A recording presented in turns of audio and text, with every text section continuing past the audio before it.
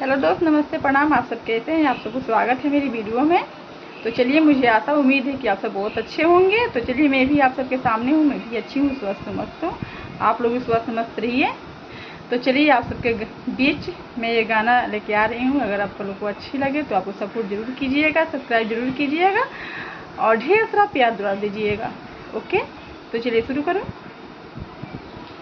तोहरा कटेरिया में फीट हम बानी सुना, तोहरा कटेरिया में फीट हम बानी, बात बुझना तू समझना, प्यार कैसे होला ये रानी, तू समझना प्यार कैसे होला ये रानी।